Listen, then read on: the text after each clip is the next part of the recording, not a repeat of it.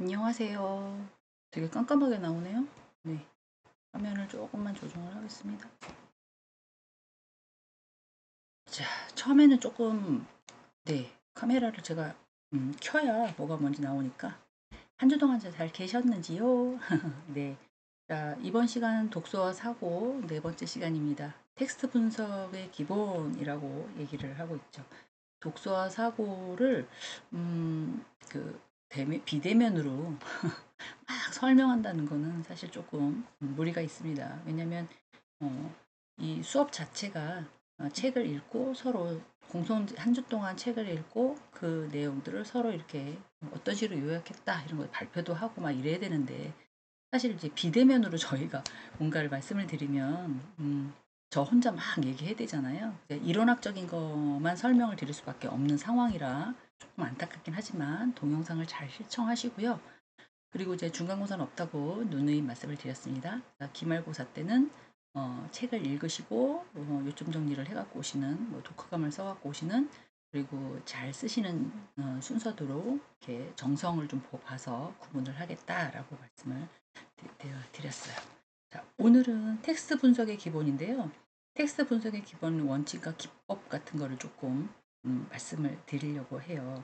그리고 텍스트의 구조를 좀 이해하고 주제나 텍스트가 뭐 자르는 거잖아요. 이만큼 이렇게 쭉 이렇게 쓰는 게 아니라 저희도 보면 1번 뭐 2번 뭐 3번 뭐 1번의 소제목은 1번은 뭐 이런 식으로 모든 책들이 구성원이 되어 있잖아요. 그래서 이런 것들을 이제 주제와 핵심을 좀 파악하고 저자의 의도를 좀 들어가 있는 것들을 하나씩 카톡을 정리를 했다고 했는데도 이렇게 많이 오네요.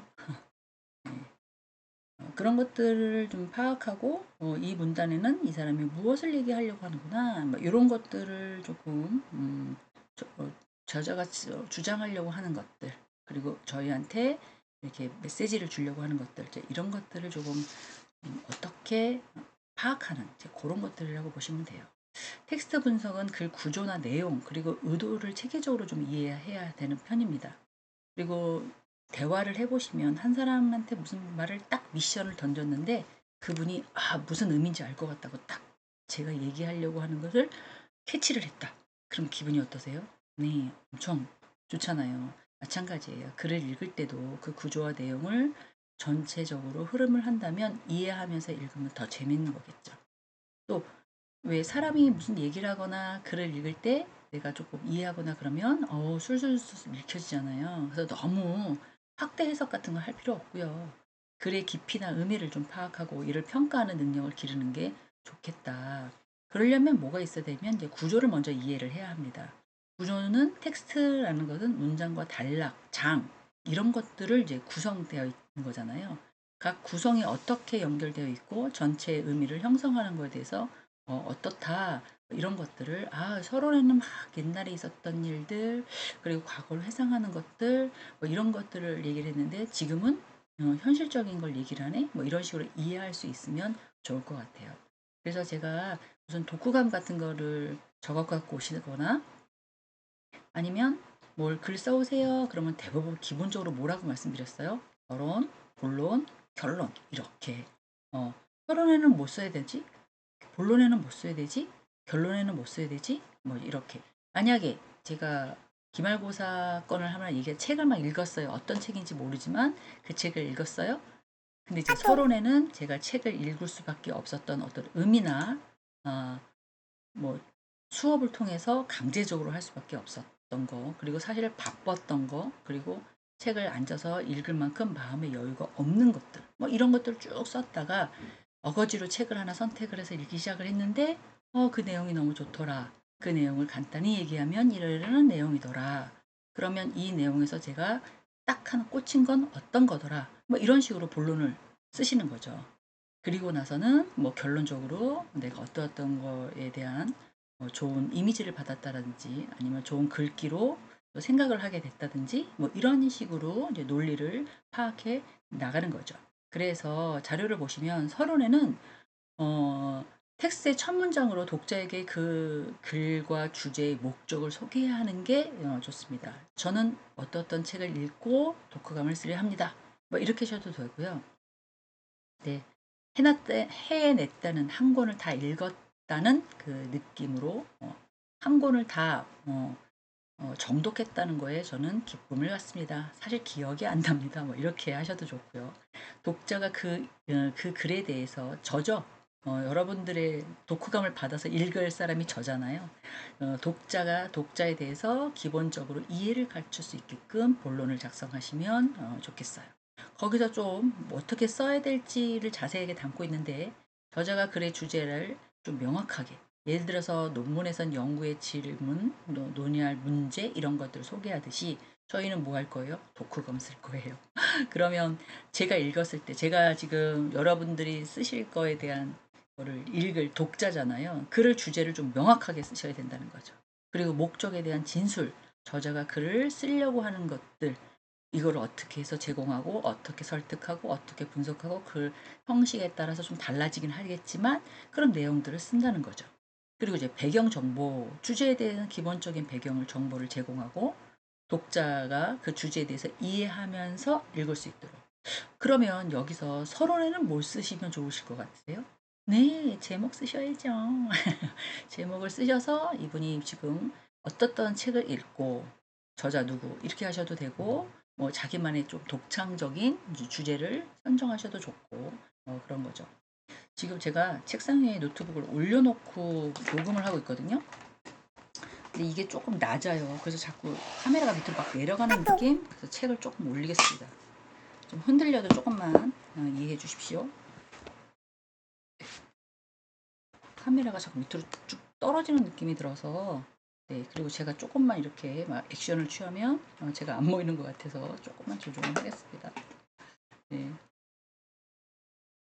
동영상을 찍기 전에 이런 게 파악이 됐으면 체크업을 했을 텐데, 동영상을 찍기 전에는 카메라가 나오질 않아서 제가 잘 파악을 못했습니다. 자, 계속 가겠습니다. 그 다음에 이제 논지 개요라고 해서 본론을 다룰 수 있는 주요 주장이나 논점에 대해서 간략하게 소개하는 것. 예를 들면 지금 읽으셨던 책들에 대한 요점 정리라든가 그거에 대한 줄거리를 간단하게, 제가 모든 책을 다 알진 않잖아요. 그러니까는 그런 것들을 소개하는 것도 서론에 들어가면 좋겠다. 이번 강좌가 지금 한 4주차, 4주차이긴 한데요. 지금 가장 중요한 것들을, 네, 네, 가장 중요한 것들을 지금 하고 있는 것 같습니다. 잠시만요. 아유, 이게 지금 그만하면 카톡이 안 오게끔 하려고 하는데 계속 옵니다. 자, 그 다음에 이제 본론 가겠습니다.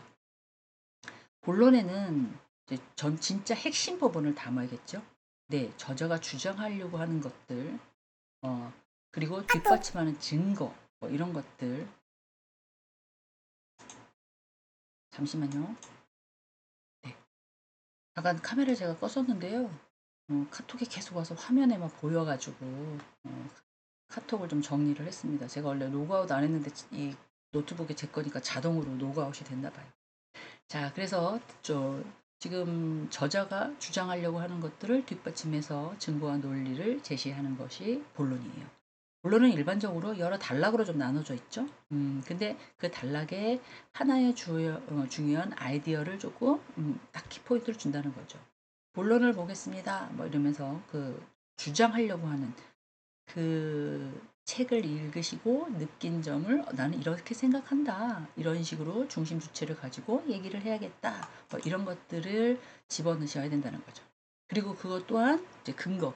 내가 얘기하려고 하는 것들 예시나 어떤 말에 대한 응용이나 아니면 사용하고 있는 뒷받침이나 그리고 누구도 이렇게 이런 부분에 대해서는 이렇게 생각하더라 라고 하는 이런 타당성이 높은 주장들을 신뢰성 있게 접근을 하셔야, 이분이 생각하시는 거랑 이분 외에 다른 사람이 생각하는 거랑 맞구나. 왜 우리 얘기하다 보면 내 말이 맞지? 맞지? 동의해? 동의해? 동의해? 막 이렇게 주변 사람한테 막 하잖아요. 그게 근거예요. 근데 이제 책은 서면으로 보는 거기 때문에 그런 근거나 예시나 인용을 어떻게 해야 돼요? 글로 쓰셔야 된다는 거죠. 그래서 타당성을, 내가 얘기하고자 하는 것들을 타당성을 좀 높여야 된다는 거죠. 그리고 그 근거를 바탕으로 논리적으로 좀 전개를 하고 이를 통해서 독자에게 관점에 왜 타당한지를 설명한다는 거죠. 그럼에도 불구하고 비판적인 책을 읽기라고 했잖아요. 그 사람이 그렇게 타당성과 논리적인 주장을 펼치는데도 불구하고 다른 사람들은 여러 사람의 독자들은 어떻게 해요? 아, 아니야. 그럴 수 없어. 뭐 나는 다른 생각을 갖고 있어. 이렇게도 한다는 거죠. 그래서 만약에 베스트셀러 책이다. 잘 나갔다라고 한다면 모든 사람들이 어떻게 해요? 그 사람의 근거와 그 사람이 분석한 모든 주장들이 논리적으로 전개된 것들이 마음에 와닿다. 그럴 수 있겠어. 타당해. 막 이렇게 공감했기 때문에 베스트셀러 모든 사람들이 샀다는 거니까. 또한 반론을 제기하는 이런 내용이 있었는데 저자는 이런 식으로 생각한다. 또한 다른 사람의 주장일 수 있지만 나의 의견은 이렇다. 뭐 이렇게 주장에 강화되는 전략을 사용하는 것도 좋다는 거죠.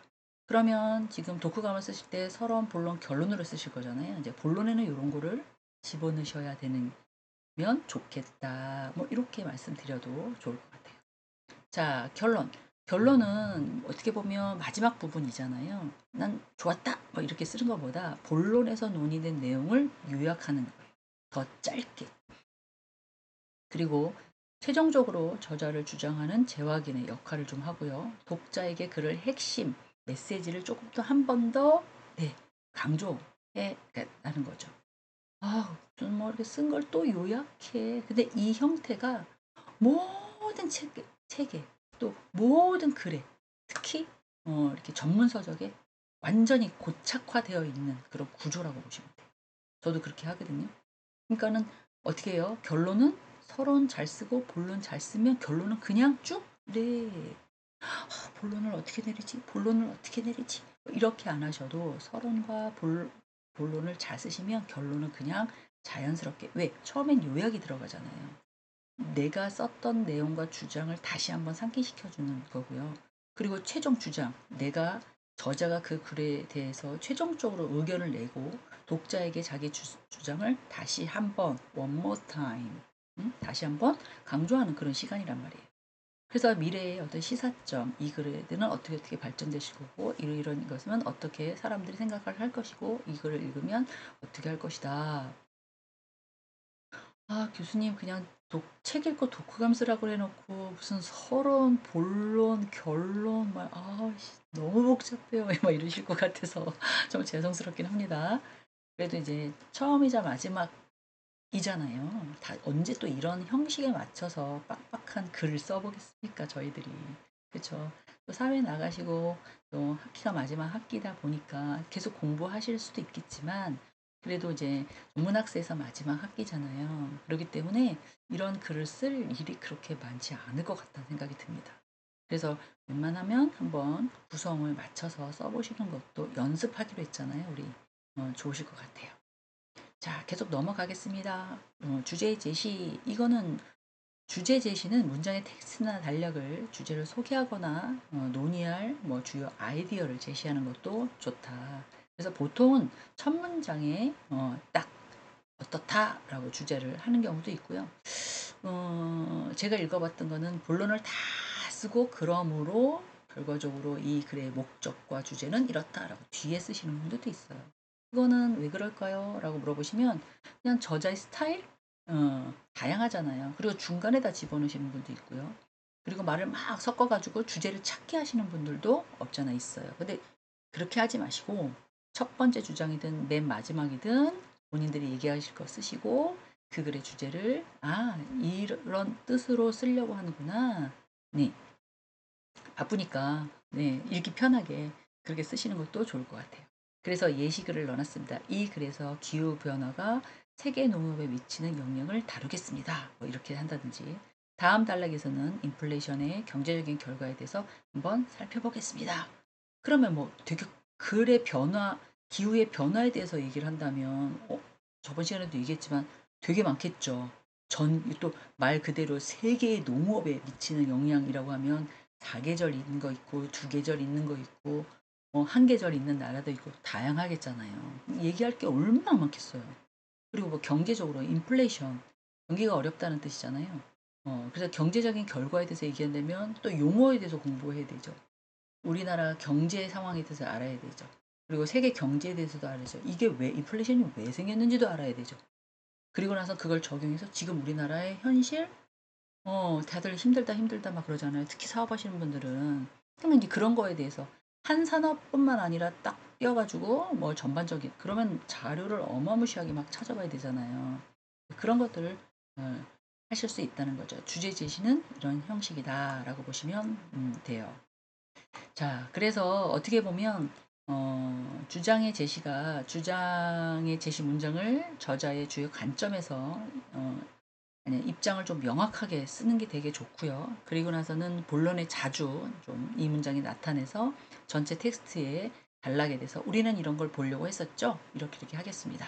뭐 예를 들어서 벌 개체수 감소로 주요 원인은 살충제의 강범위한 사용에 있습니다. 이게 무슨 뜻이에요? 네, 벌 개체수 지금 올 여름에 엄청 더웠잖아요. 근데 이제 지방 뉴스를 들어보니까 이렇게 뜨거운 여름에는 벌 개체수가 엄청나게 늘어난다고 그러더라고요. 그래서 모기에 쏘이는 것보다 벌에 쏘이는 횟수, 그래서 벌에 쏘여서 병원에 오는 횟수가 훨씬 더 많아졌다. 뭐 이런 얘기를 또 제가 들었어요. 막 그거에 대해서 또 막 얘기하고요. 또 온라인 교육의 전통적인 교수 수업에 비해 더 많이 유연성을 제공합니다. 네. 아무래도 덥고 이동하기도 힘들고 이러니까 집에서 선풍기나 에어컨 켜놓고 편안하게 수업, 지금 제 수업을 들으시는 분들도 그렇게 하고 계시겠지만 뭐 이런 식으로 주장의 제시를 되게 한다는 거죠. 그러면 그렇게 하는 근거를 또 내세워야 되는데 저자가 주장하는 뒷받침이 된 거, 물론 연구 결과도 좋고요. 아니면 뭐 타당성도 좋고요. 근데 제가 생각할 때는 책을 한 권 딱 선택해서 읽으실 때 그거에 대한 근거를 제시를 어떻게 하지? 근데 제가 볼 때는 우리 성인합시자들은 삶의 경험이 많으시기 때문에 사회적인 경험도 많으시고 한 번 딱 읽으시면 추론이 될 것 같다는 생각이 듭니다.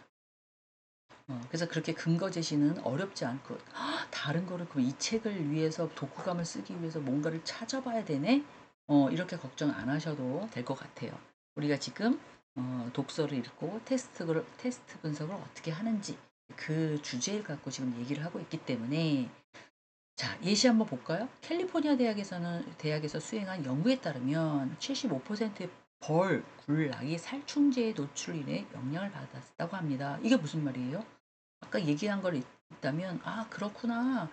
아 살충제를 너무 뿌려가지고 벌들이 다 죽었어. 그러면 또 꽃들이 또 이렇게 예쁘게 피지 않잖아요. 그거에 대해서 네 얘기야? 어디서 누가 그런 얘기를 해? 라고 했더니 다른 대학에서 찾아본 거죠. 다른 대학에서 해봤더니 이런 현상이 일어났더라. 뭐 이렇게. 그리고 뭐 온라인 교육의 수업에 비해서 유연성을 제공한다라고 했더니 2022년도에 설문을 해봤더니 80%의 학생들이 네 온라인 수업이 더 편리하더라. 가가지고 교수님 얼굴 쳐다보고 그렇게 있는 것보다 틀어놓고 뭐 카톡도 하면서 문자도 하면서 다른 것도 보면서 밥도 먹으면서 이렇게 틀어놓고 듣고 막 뭐 이러잖아요. 그러니까 이어폰으로 혼자 끼고 핸드폰 들여다보면서 뭐 다른 것도 일석이조라고 표현을 해야 되나요? 네. 하여간 요새 저희들 세대에서는 익숙지 않지만 요새 학생들한테는 완전히 익숙한 이제 그런 거를 예시를 들면 이제 좋은 거죠. 그래서 이런 걸 가지고 네, 근거를 바탕으로 저자가 주장하려고 하는 것들을 명확하게 표현하면 좋고요. 그리고 이 과정에서 근거나 주장이 어떻게 연결을 예쁘게 시킬 건지도 조금 고민을 하시면 좋을 것 같아요. 여기 예시 한번 보겠습니다. 이 데이터는 살충제 사용이 벌 개체 수의 감소와 직접적으로 연관되어 있으며 이는 세계의 식량 안보를 위한 위험할 수 있음을 시사합니다. 네. 알고 있는 거지만 그런 것들을 얘기하는 거죠. 온라인 교육에 대해서 선호해 너는 현대 사회에서 유연한 학습 옵션에 대한 수요가 증가하고 있음을 보여줍니다. 대면은 100명까지 들어갔던 것 같아요. 제 기억으로는. 근데 맨 뒤에 늦게 오서 맨 뒤에 있으면 뭐라 그러는지 하나도 안 들려요. 근데 공부할 의지가 있는 친구들은 빨리 와서 듣는다고. 한 80명도 가르쳐 봤는데 대면으로 첫 출석을 체크업하는데 30분이 걸리더라고요. 그러면 깎아먹는 거잖아요. 근데 온라인은 100명이 들어도 120명이 들어도 300명이 들어도 어떻게 해요? 콘텐츠만 계속 돌리는 거잖아요. 수강이 가능하다는 거예요. 그래서 앞으로는 이런 걸 배제할 수는 없는 거. 나 온라인 싫어. 그런 거 하는 거 싫어. 나 대면이 좋아. 라고 고집하시면 또 안 된다는 거예요. 모든 것들이 이렇게 활성화가 되기 때문에 이렇게 콘텐츠에서 벗어난 복잡한 거 싫어 라고 생각하시면 안 되고 적용하시고 적응하셔야 됩니다. 자, 반론의 제시라고 해서 어떤 주장을 해요. 그러면 그 관점에 대해서 제시하겠죠. 그러면 그 저자가 주장하고 있는 시각이 다른 시각에 대해서도 고려를 해봐야 된다는 거죠. 그러나 일부 연구자들은 살충제보다는 기후변화가 벌 개체수 감소의 주요 요인이라고 주장하고 있다. 그럼 그걸 막 또 찾아서 근거 자료를 막 제시하는 거예요.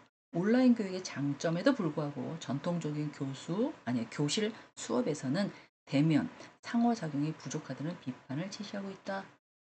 뭐 이렇게 이런 식으로 만약에 교수들도 마찬가지예요. 교수자들도 지금 저도 콘텐츠를 이걸 찍고 영상을 찍고 있지만 이제 자료를 보면서 막 얘기를 하고 머릿속에 숙지하고 막 얘기를 하지만 중간중간에 뭔가를 또 찾아볼 수가 있어요.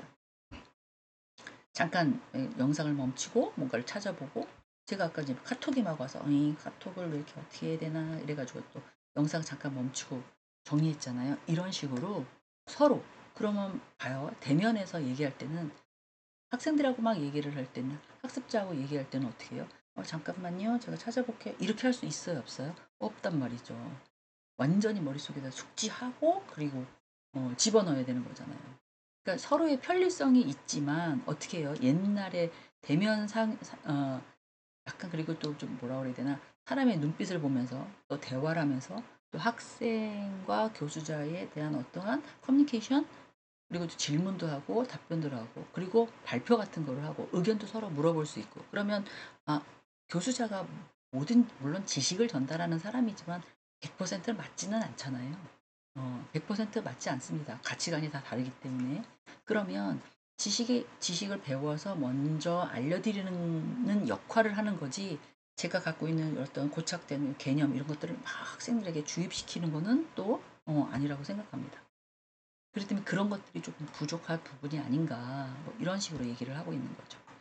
그래서 반박, 뭐 반항이라고 표현하기는 좀 그런데 표현하고 하는 주장하고자 하는 저자와 조금 다른 생각을 갖고 있는 건데 이거를 조금 더 다르게 표현을 한다는 거죠. 예를 들어서 기후변화가 벌 개체수에 영향이 미치긴 하지만 최근 연구에서는 살충제 노출이 더 즉각적이고 통제가 가능한 요인을 보여줍니다. 이런 거에 대한 또 논문을 찾아서 얘기를 하고 있는 거죠.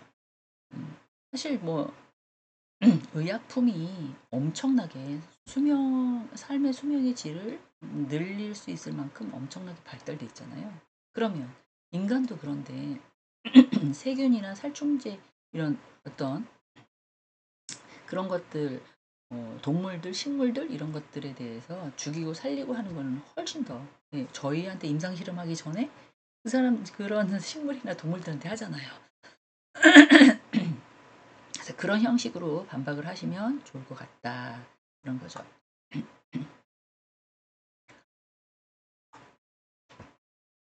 코로나 걸리신 분들이 되게 많아요. 저는 코로나는 아니었는데 계속 이렇게 막 말을 계속하고 같은 말을 반복을 하게 되고 막 이러다 그렇다고 큰 소리로 얘기하는 건 아니었는데도 불구하고 계속 목에 목감기가 한 달 이상 가는 것 같아요. 그리고 말을 막 하면 갑자기 목이 맥힌다든가 그런 현상이 있어서 잠깐 얘기를 할 때 조금 안 좋은 소리가 들려도 이해해 주시기 바랍니다. 자, 그다음에 전환입니다. 이 전환 문장은 텍스트나 단락간의 연결을 위해서 만들어주는 역할을 하고 있죠. 저자가 논리적으로 어떻게 명확하게 이해할 수 있는지 이렇게 약간 원활한 연결 뭐 이런 거죠. 딱 잘라서 그러므로 그러나 그래서 라는 그런 용어보다는 문장을 새로운 주제로 넘어갈 때 논리의 요약을 약간 파악할 수 있도록 뭐 예를 들어서 환경적인 영향을 논의한 후에 이제 살충제 사용의 경제적 함의에 대해서 고려해 봅시다. 이렇게 환경적인 것도 얘기하지만 이제는 살충제 사용에 대해서 경제적으로 어떻게 되는지 좀 고려해 볼까요? 이러한 교육의 혜택에도 이제 뭡니까? 동영상이죠. 온라인 플랫폼을 고려해서 중요한 시사점을 한번 만들어 볼까요? 네, 장단점을 한번 볼까요? 뭐 이런 식으로 이해를 한다는 거죠. 그래서 이제 결론에는 어떠한 이제 문장의 단락이나 전체 텍스트를 마무리를 하고요. 이 문장의 주제를 요약함으로써 저자의 최종적인 입장을 재확인시켜주는 그런 메시지를 남기고, 또 하나는 자기 생각? 네, 저만의 글을 쓰는 거니까 자기 생각을 예시하는 것도 좋을 것 같아요. 결론적으로 예를 한번 들어볼게요. 벌 개체수를 보존하기 위해서는 살충제 사용을 줄이는 게 필수적입니다. 물론 자연을 보호하고 환경을 보호해야겠지요. 근데 이제 저희들처럼 서울이나 서울 경기권에 사는 사람들은 별로 해당이 되진 않지만, 조금만 이제 내려가도, 지방으로만 내려가도 막 생각해 보세요. 막 다니는데 와가지고 벌이 윙 하고 쏜다고 생각을 해보십시오. 그럼 어떻게 하겠어요? 저 입장에서 나한테 못 오게 하거나 어딜 이러면서 또 음? 살충제를 뿌리거나 당연히 그러잖아요. 음. 그래서 이제 이런 식으로 결론을 내리는 거죠. 결국 현대사회에서 빠른 속도를 감안할 때 새로운 학습 환경의 적응이 어느 때보다 더 중요합니다. 무슨 의미가 드세요? 나는 싫어, 비대면 뭐 이런 거 영상 보는 것도 싫어, 진짜 이렇게 생각하지 마시고 적응하고 적용해 보시라는 거죠. 언제 해보시겠어요? 학교 다니니까 해보시는 거니까. 그렇지 않겠습니까? 그래서 강조라고 해서 어떻게 보면 다시 한번 저자가 얘기하려는 것들을 좀 명확하게 하면서 결론 부분에 자주 나타나는 텍스트의 핵심 메시지를 살짝살짝 부각시키면 좋겠다. 벌 개체수가 감소로 근원의 근본 원인을 해결하는 것은 시간이 지나기 전에 반드시 이루어져야 하겠습니다. 이런 미생물들, 생물들, 동물들이 이 지구에 살 수 없다면, 네, 그 다음엔 누굴까요? 네, 인간이 살 수 없겠죠. 그래서 그런 것들도 잘, 네, 개선해 나가고 살아갈 수 있게끔, 벌이 꼭 나쁜 역할을 하는 거는 아니에요. 그죠? 꿀이라는 것들도 저희한테 제공을 하고, 꽃들도 약간, 하고, 걔네들도 삶을 영위하기 위해서 그 목적이 그거니까. 그렇잖아요. 어떻게 보면 하나님이 저희를 보실 때 저희 삶이 그런 거죠. 열심히 먹고 살고 공부하고 내 자녀들 잘 기르고 또 재산을 축적하면서 뭐 행복하게 살려고 그러려면 막 부닥치고 어디 가보고 막 이러는 거잖아요. 그리고 지적 지식도 좀 향상하길 원하잖아요. 인간이기 때문에. 왜? 현명한 판단을 하기 위해서 그런 거 아닐까 생각 듭니다. 그래서 이런 것들을 좀 강조하는 글도 적어보는 것도 좋겠다. 그러면 핵심 주제의 아이디를 어떻게 파악하느냐? 네, 반복적으로 등장하는 개념이 있어요. 그래서 키워드라고 하거든요. 키포인트, 그런 문장들을 뭐가 있는지를 분석해야 돼요. 그런 게 나오면 쭉 한 장, 두 장 읽어보시고 괜찮다? 그럼 제가 어떻게 하겠어요?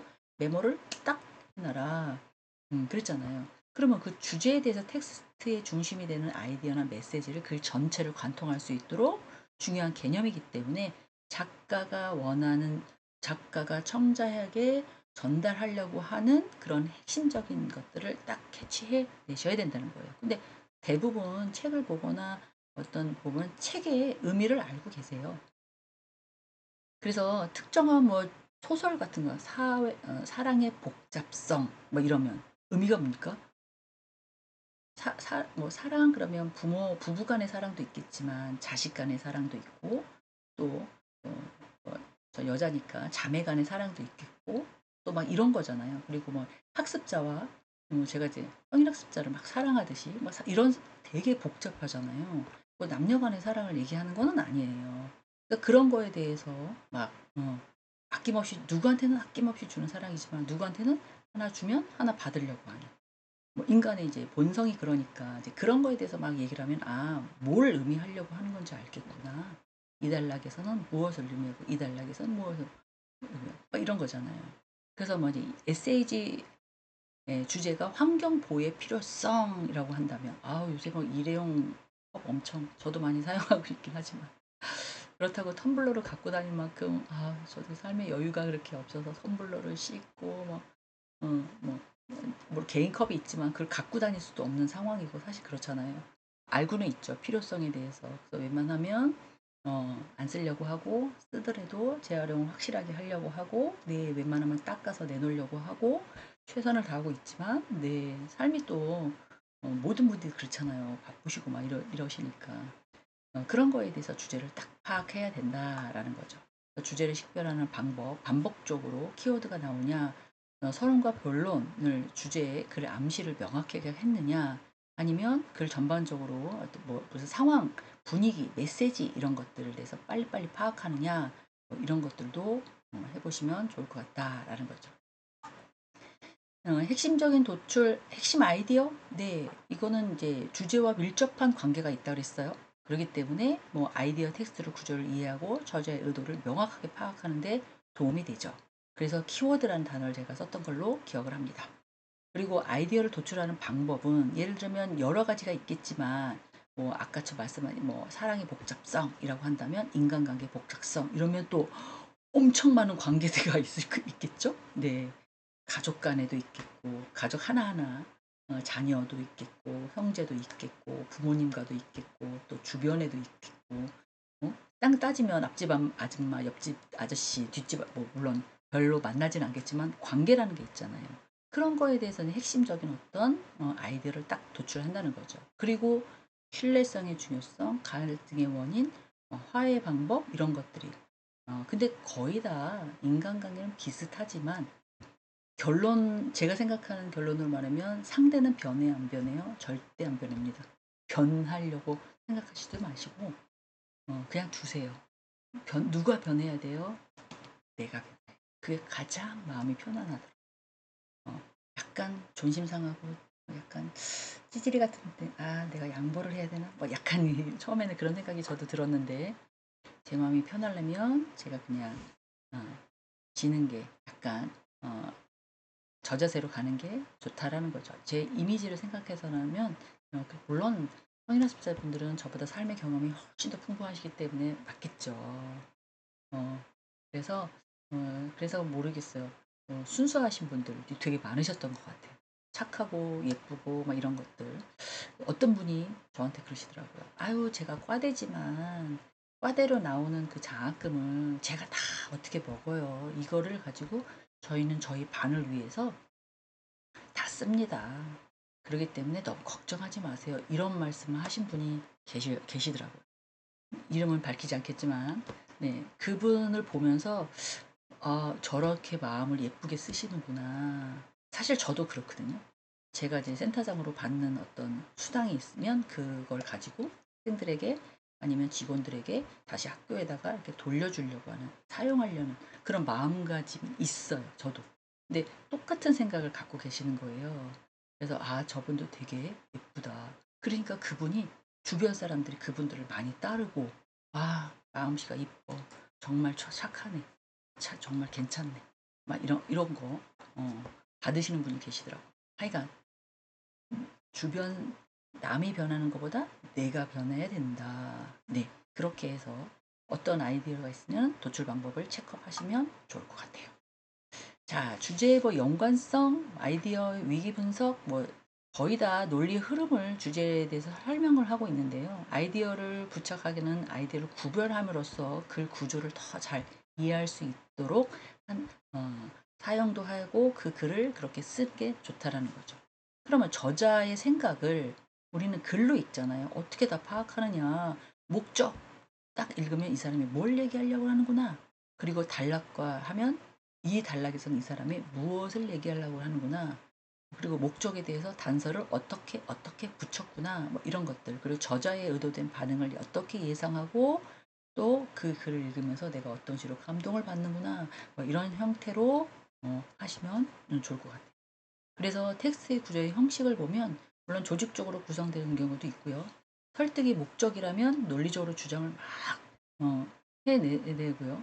그리고 이제 직접적인 진술이라면 이걸 통해서 뭐 약간 글 속에서 직접적으로 자신의 목적을 약간 명시한다든가 뭐 이런 형태로 이루어질 수 있다라고 이해하시면 될 것 같아요. 예시를 한번 볼까요? 이렇게 해서 정말 썼는지 이렇게 위에 있는 것대로 환경의 보호에 대한 에세이에서 저자의 목적은 독자에게 환경 보호의 필요성을 알리고 그들의 환경 친화적인 행동을 실천할 수 있도록 설득한다. 그래서 큰 기업마다 정부에서 ESG 경영해서 전기도 좀 아끼고 환경도 구분해서 저희 학교도 쓰레기도 막 구분해서 막 버리게 되어 있잖아요. 그리고 이제 식사를 하시면 음식물 쓰레기를 한 곳에다가 버릴 수 있도록 이렇게 또 모아놓은 곳도 있어요. 나름 좀 불편하죠. 생각을 해보세요.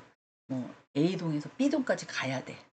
그렇지만 환경 보호를 위해서 뭐 이 정도 걸음은 뭐 같이 이게 얼마만큼 영향력이 있는지 그렇게 해서 정말 환경 보호가 얼마가 될지 그거는 수치로 따질 수는 없지만 작은 거라도 그렇게 행동하게끔 독자들에게 설득하자 이런 의미가 담아 있다고 예제를 보시면 그런 의미를 담아 있어서 쓴 거다라고 보시면 될 것 같아요. 오늘은 조금 이제 단락이 좀 길긴 한데요. 이제 뭉쳐서 말씀을 드릴 거니까 전반적으로 이 부분에 대해서 텍스트 분석의 기본에 대해서는 할 얘기가 너무 많아서 좀 일이 많아졌습니다. 어조라고 얘기했죠. 독자가 읽을 때 감정적이나 아니면 심리적인 분석의 분위기를 결정할 수 있게 뭐 태도나 독자를 관계하게끔 이런 어조 존댓말이 꼭 아니더라도 네, 흉내를 낸다 하더라도 그런 것들을 잘 선택을 해야 되고요. 그리고 그 어조의 분석 방법에는 독자가 단어의 문장을 구조를 잘 살펴볼 수 있도록 글을 읽으면서 감정적인 태도와 뭐 분위기를 조금 전반적으로 파악할 수 있도록 작성하는 것도 좋다. 표현의 방법도 그래요. 그리고 이제 책을 읽으실 때 누구의 말에 한다면 따옴표, 그 다음에 강조한다면 두 개, 뭐 이런 식으로 하잖아요. 그렇기 때문에 저자의 어조가 열정적이거나 설득력이 가능성이 되게 크다. 그러지 않을까요? 나는 이런 생각을 갖고 있기 때문에 이렇다. 나는 이렇게 주장한다. 뭐 이렇게 이제 저는 그렇게 주장하고 있습니다. 이렇게 얘기하는 사람은 별로 없을 것 같다라는 거죠. 그래서 저자만의 스타일, 네, 문체 이런 거에 따라서 저자의 목적을 금방 이해할 수도 있고요. 또 스타일은 문장의 길이, 리듬, 부어체 이런 것들을 사용해서 은유나 비유법 그런 것들을 해서 은유와 비유법을 많이 사용하면 못 알아듣는 사람들도 있습니다. 빗대서 얘기하는 거니까. 그렇기 때문에 그런 것들 캐치를 해서 장착하는 것도 좋다. 물론 스타일 분석법에는 문장의 길이와 복잡성이 꽤 있습니다. 네, 간결하게 쓰시는 분도 있고요. 막 말을 막 길게 그래서 그러므로 핵심이 뭐야? 네가 얘기하려는 뭐 이러시는 분도 계셨던 것 같아요. 핵심이 뭐냐고. 됐고 짧게 얘기해 짧게 핵심이 뭐야? 막 이렇게 얘기하시는 분들 없잖아 있어. 물론 바쁘니까 그런데 그러니까 그런 글을 읽었을 때 뭘 표현하려고 하는지도 생각해 봐야 된다는 거죠. 저자가 선택한 단어들은 그들의 스타일이라고 보시면 돼요. 그래서 제일 글을 읽었을 때, 이 사람 진짜 글 잘 썼다. 라고 표현하는 것 첫 번째는 가독성입니다. 읽었을 때 술술술술술술 내려가야 돼요. 드라마 보고 나서는, 어떻게 저런 단어를 썼지? 야, 어떻게 저런 생각을 하냐? 깬다지. 막장이다, 막장, 진짜. 상상도 못한다, 진짜. 그분들이 그런 걸 경험해서 썼을까요? 드라마 작가들은?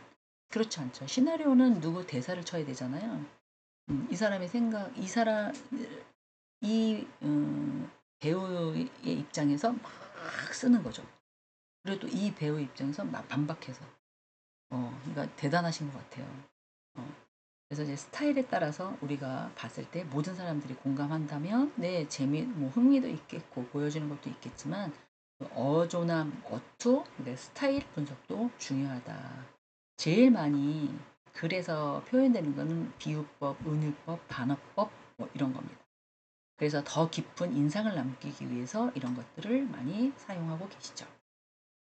자, 예시를 볼까요? 우리는 지금 행동하지 않으면 우리의 지구는 돌이킬 수 없는 피해를 입게 될 것입니다. 알고 있어요. 그죠? 더 뜨거워지고 있고, 뭐 태양열, 뭐 지구가 공부하는 사람을 얘기를 해보면 곧 죽을 것 같아. 뭐가 막 멸망된 것 같아. 네, 문학적인 사람하고 얘기를 하면, 아직은 세상이 아름다워. 햇볕도 감사하고, 더운 날씨도 감사하고, 흐르는 이렇게 시원한 바람이 불면 그것도 감사하고 막 이런 사람도 있고요. 또 철학가랑 얘기하면 되게 비판적이야. 사랑, 사랑함에 있어서 되게 비판적이고 당연히 받아들인 뭐 이런 현상이 있잖아요. 그러니까 그런 것들을 막 정보를 받으셔서 네 자기만의 스타일로 바꿔서 한다는 거죠.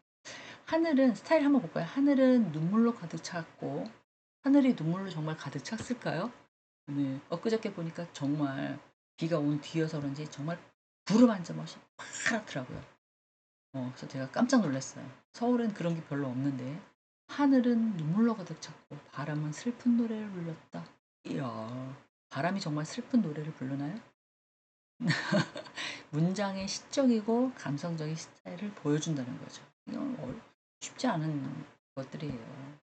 반복적으로 막 연습하거나 그 사람의 사상이나 생각, 가치관이 어떤 식으로 정립되어 있느냐에 따라서 문장의 글이 나온다는 거예요. 그래서 나는 이렇게 읽었다. 나는 이렇게 읽었고 나는 뭐 했다. 나는 뭐 이렇게 일기를 쓰지 마시고 좀 더 글을 딱 읽었을 때 와우 수기 공모전 제가 말씀드렸잖아요. 그래서 그런 식으로 쓰시면 좋은 현상이 일어나지 않을까라는 생각입니다. 자, 논리적인 구조의 이해, 구조의 이해란 뭐냐? 네, 텍스트를 어떻게 조직이 되고 전개되는지를 의미한대요. 저자가 주장을 제시하고 뒷받침을 근거를 연결시키고 자연스럽게 연결시지만 반대 의견도 좀 반박하는 과정이 드러나야 됩니다. 그래서 이 논리적인 흐름을 좀 파악하고 저자가 주장하려고 하는 것들을 좀 이해를 해야 한다. 그러면 이해하는 방법에 대해서 얘기를 하고 있습니다. 순서대로 전개되는 분석 방법도 없잖아 있고요. 서론에 제시되고 본론에는 뒷받침되고 결론을 다시 한번 탁 강조하는 방법. 이런 방법도 쓰셔도 되고요. 근거와 주장 간에 살짝 연결되는 방법. 저자가 제시하는 근거를 어떻게 뒷받침할 건지, 그리고 논리적으로 어떻게 연결시킬 건지, 신뢰성을 어떻게 떨어뜨리지 않고 계속해서 논쟁을 필 건지, 반박은 또 어떤 식으로 구조해서 이해를 시킬 건지, 그리고 따라서 그러나 반면에 이것 잘 못 쓰시는 분들이 계시더라고요. 그래서 논리적인 구조 이런 어떤 것들이 이제 또한 또는 그럼에도 불구하고 뭐 이런 단어들 있잖아요. 어떤 신호들의 주장이 전환됐을 때 잘 연결해서 쓰는 것도 좋다. 예시 한번 보겠습니다. 현대 사회에서 기술의 발전은 불가피하지만 이는 많은 사회 문제를 야기하고 있습니다. 네.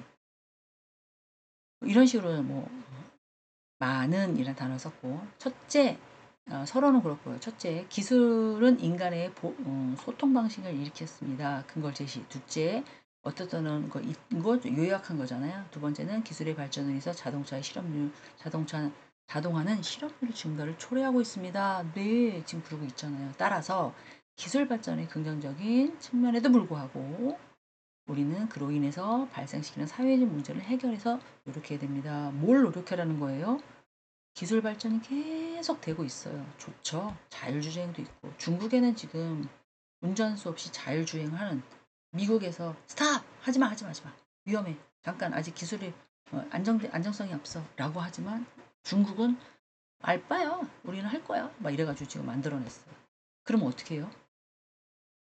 기사들은 자리를 잃은 거죠. 지금은 그러잖아요. 대부분 어디 들어갈 때 다 차단기 다 그렇고 그러면 어떻게 해요? 이런 걸 어떻게 해결해야 돼요? 실업률을 증가하고 있대요. 일자리가 없으니까.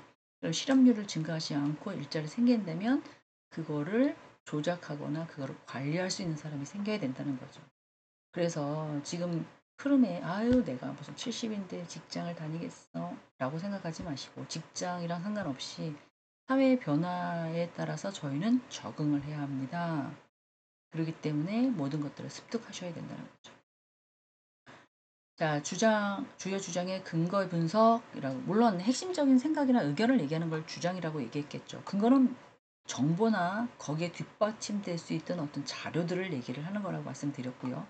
그리고 그런 것들을 분석할 때 핵심 주장이나 의견을 잘 파악해서 그 사람이 어떤 것들을 잘 근거를 제시하는지를 또 파악하고요. 그 근거가 타당한지 안 한지도 분석을 해야 된다라고 말씀을 드렸어요.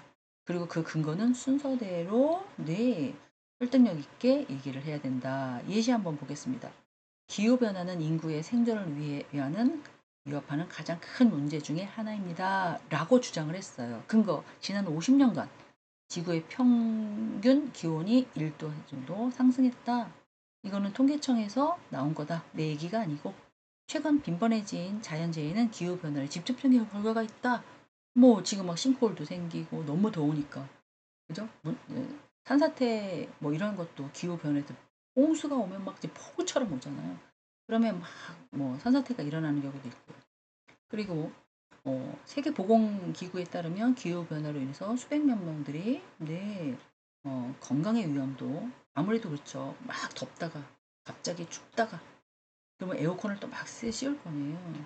그래서 약간 면역력이 약하신 분들은 좀 힘드시잖아요. 뭐 이런 형대로 막 글을 쓴다는 거죠. 근데 저희는 그냥 기후변화에 대해서 인류의 생존에 대해서 썼구나 라고 간단하게 생각할 게 아니라 지금 독서와 사고라는 수업을 통해서 텍스트 분석을 하고 주장하고 근거하고 예시하고 이런 것들을 이제 이론학적으로 배우셨으니까 거기에 맞춰서 생각하시고 책을 읽으시면 훨씬 더 빨리 캐치되지 않으실까라는 생각을 합니다. 자, 텍스트의 의미란 텍스트는 이미 텍스트의 이미지는 저자가 전달하는 메시지를 주장이 독자에게 어떻게 영향을 미치고 사회적으로 문화적으로 어떤 중요성을 갖는지를 얘기를 해요. 어떻게 보면 논평일 수도 있긴 하겠지만 그래서 사회적인 배경을 고려해서 텍스트를 사회적인 이슈나 문화 트렌드로 연결하는 방법도 있고요. 또는 뭐 가치나 전통적인 가치나 뭐 이런 걸로 또 연결시키는 것도 없지 않아 있습니다. 그리고 독자가 사회에 미치는 그런 영향, 잠재적인 어떤 결과, 그 사람의 의견에 따라서 뭐 달라지니까 그런 것도 없지 않아 있고요.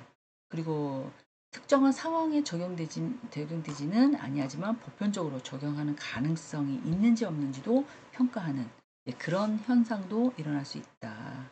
그리고 그 의미를 지속적으로 텍스트의 메시지가 시간이 지나면 여전히 중요한지 아니면 아닌지 뭐 이런 순간순간이 스쳐 지나가는지 뭐 이런 것들 옛날 역사나 뭐 이런 것들은 뭐 계속해서 시간이 지나도 우리가 상기시키잖아요. 이제 그런 것들에 대해서 얘기를 하고 있죠. 그래서 뭐 텍스트의 예라고 해서 환경보호는 우리의 모두 책임이다. 네, 그렇죠. 그렇죠. 기후의 변화는 환경오염이 중요한 문제로 대두된 시대적 배경이다. 자연과 조화를 중시하는 문화적 가치의 연관성도 없잖아 있다. 그 다음에 현대 사회에서 환경 보호의 중요성을 강조하며 사회 전반에 걸쳐서 강력한 메시지를 전달하다. 이는 다양한 사회적 문화적 맥락에서도 중요한 의미를 가졌겠다. 뭐 이런 형태로 꼭 이렇게 맞춰서 쓰시라는 건 아니지만 이런 형태로 썼을 가능성이 많으니 이런 것들을 체크하시면 좋을 것 같다. 남의 글을 읽고 막 비판하거나 남의 읽고 네 생각과 달라라고 하려면 어떻게 돼요? 그 사람이 주장하고 있는 것들을 모든 것들을 다 캐치하고 있어야지 반박을 할 수가 있는 거죠. 그리고 저자가 논리적으로 일관된 주장을 하고 있는지 모순은 없는지 뭐 이런 것들을 빨리 파악해서 이런 식으로 얘기했던데 왜 이런 식으로 근거를 제시하셨나요? 뭐 이런 식으로 출처가 좀 불명확하고 있는데요. 신뢰성이 떨어집니다. 이건 어디서 갖고 왔나요? 막 이건 당신 얘기가 아니라 다른 사람 주장인데 왜 당신이 말하는 것처럼 말씀하시나요? 뭐 이런 식으로 글을 쓸 때 누구 거를 인용을 하니까 인용을 했으면 인용했다고 얘기를 해야 되는데 마치 내 거인 것처럼 얘기한다는 그 사람의 말은 이렇게 생각하지만 난 여기다 하나 더 걸쳐서 얘기하겠다. 이렇게 하지 않고 남의 얘기를 자기인 것처럼 얘기하면 안 된다. 뭐 이런 얘기죠. 그래서 근거의 신뢰성도 파악하려면 그 사람의 내용들을 다 알고 있어야 돼요. 지금 반박에 대해서 얘기하잖아. 설득력도 그 사람이 설득해요. 그러면 주장이 명료한지 타당한지 근거는 타당한지 그리고 그거에 대한 대응 방식은 어떤지 이런 것들도 파악하셔야 된다는 거죠. 그래서 이제 저자들이 특정한 이익이나 견해에 치우치지 않는지도 분석을 해야 되고요. 그리고 편향된 시각에 한쪽으로만 이렇게 쏠려서 저쪽은 나쁜 사람이에요. 정치가 그렇잖아요. 이쪽만 가능해요. 뭐 이렇게 해칠 수 있도록 약간 신뢰성을 떨어지지 않도록 할 수 있는지 뭐 이런 것들도 조금 고려해 봐야 되지 않겠는가. 그래서 예시를 한번 보겠습니다. 인공지능 AI는 모든 인간의 노동을 대체할 것이며 따라서 우리는 AI 발전에 멈춰야 됩니다. AI를 다룰 수 있는 인간이 되어야 되지 않겠는가. 물론 되게 광범위하지만 거기에 맞춰서 가야 된다라는 게 이런 식으로 써야 되는. 그럼 AI를 멈춰야 되나요? 네, 이제 그럴 수 없을 것 같다 생각이 듭니다. 앞으로 더욱더 발전이 되고 좀 더 옛날에 뉴스를 보니까 뭐 동대문에 그 미술도 AI랑 합쳐서 동대문에 그 문화센터에다가 막 예쁘게 장식하고 그 화면을 보면서 이야, 정말 멋있게 표현했구나. 네, 그림을 그리는 것도 있지만 시각적으로 표현을 해서 그거를 어, AI를 합쳐가지고 이렇게 모든 분야에 적용되고 있는 상황이라 멈추지 못하고 더욱더 나가겠지요. 그렇게 종합적인 분석 능력을 기르셔야지만 조금 더 문학 작품을 분석할 때는 주제와 상징, 인물 분석, 문학을 선택하셨던 분이라면 그다음에 서사의 구조 이런 것들도 체크업하시면 좋겠고요. 어떤 기사나 이런 것들을 체크업하셔서 조금 더 광범위하게 좀 읽으실 분들은 사실이나 의견들을 좀 구분하셔가지고 객관적인지 아니면 주관적인지 이런 것들을 파악하시면 좋을 것 같고요. 학술 논문지라든가 이런 것들을 선택하신 분이면 논제와 가설이 가능한지 그리고 학술 논문은 거의 통계를 아셔야 읽기가 편하십니다. 사실 방법론에 대해서 데이터가 신뢰성이 있는지 가라로 가라라고 표현해서 좀 그런데 네, 신뢰성이 떨어지는지 이런 것들도 조금 생각해 봐야 된다라는 얘기를 하고 있죠. 어떻게 이렇게 해서 깊이 있는 이해를 도출을 해야지만 가능하다라는 게 얘기입니다. 그래서 어, 깊이 있는 이해의 중요성을 마지막으로 좀 끝내자면 학생들이 어떠한 책에 대한 문제나 상황에 대해서 조금 더 잘 파악하기 위해서는 이런 독서를 통해서 사고를 좀 늘려 나가야 관점을 어떤 거에 대한 관점에 접근하는 능력을 좀 향상할 수 있지 않을까라는 차원에서 이번 챕터는 준비해 봤습니다. 50분 해야 되는데 2분 초과됐어. 네, 오늘은 얘기할 게 되게 많았어요. 어떻게 보면 이번 수업이 지금 책을 읽고 구성하시는데 가장 도움이 되시는 그런 시간인 듯 합니다. 자, 수고하셨습니다. 다음 시간에 뵙겠습니다. 고생하셨어요.